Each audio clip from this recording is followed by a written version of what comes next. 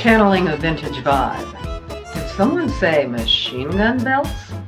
Hello and welcome to Fashion Bites. I'm Ellen Byerrum, author of the Screwball Noir, Crime of Fashion Mysteries featuring Lacey Smithsonian, a fashion reporter in Washington, D.C., the city that fashion forgot. Lacey solves crimes with fashion clues, and we all have a lot of clues to decode. Today, I want to talk about channeling a vintage vibe. Now, that doesn't mean you need an entire outfit to get in a vintage mood. I love vintage clothing, yet sometimes it only takes a piece or two to give you that saucy confidence of another time and place. My main vintage items seem to be jackets and suits, and a jacket like the one I'm wearing now, with its impressive shoulders and fluted lapel action. But let's start with some tiny vintage treasures today, such as these amazing period compacts given to me by my friend Angie.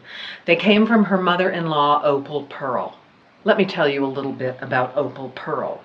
During World War II, as a civilian worker at a factory, she filled machine gun belts with ammunition. Later, she was a driver for the military. Opal Pearl is an example of how you can be a woman in what was once called a man's job and still hold on to your femininity and love the finer things in life. Her beautiful metal compacts offer a peek at another time and place when you didn't throw things away. Not everything was plastic. Women kept lovely compacts like these forever.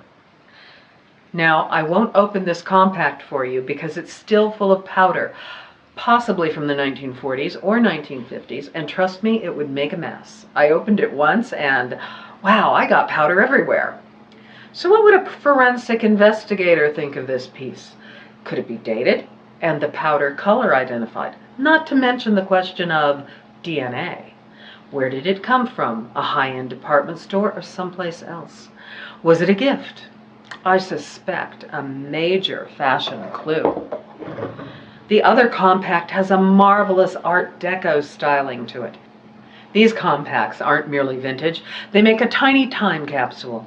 Wouldn't it be wild if you could see all the women who looked at this mirror looking back at you? Or is that a little too sci-fi?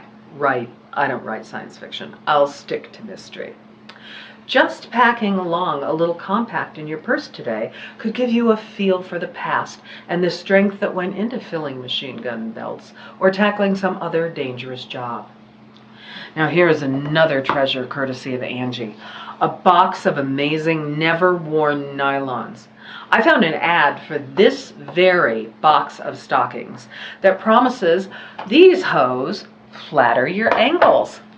All this for a mere $1.39.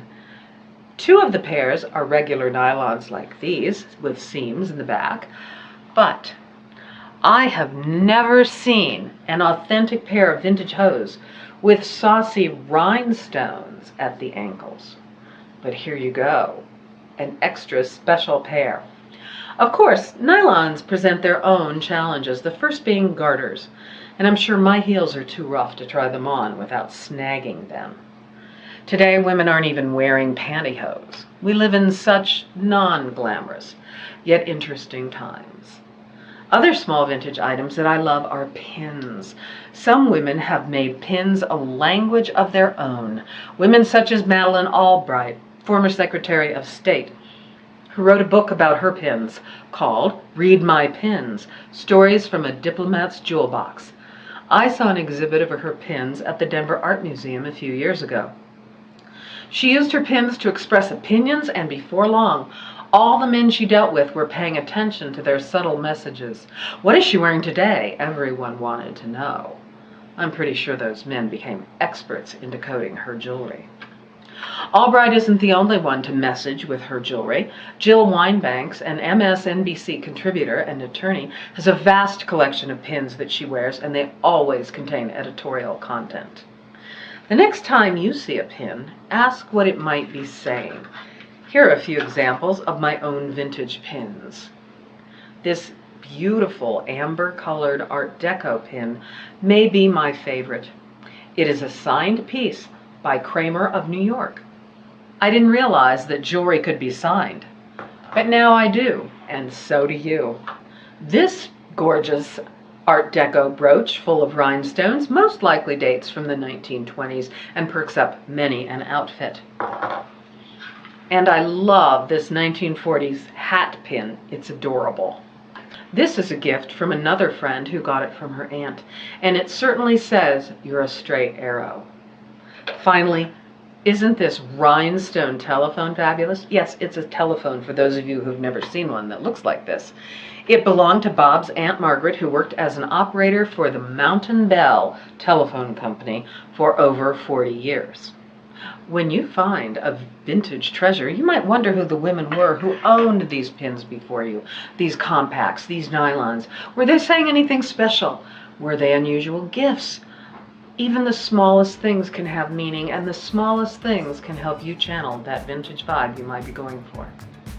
That's all I have for now. If you want to know more about me or my books, check out my website at ellenbyerrum.com. I'm also on Twitter, LinkedIn, Facebook, and Instagram. If you like this video, please hit the like button and go ahead and subscribe to this channel. That way you won't miss any fashion bites. Feel free to share. This isn't a secret society, and I'll see you next time. Bye.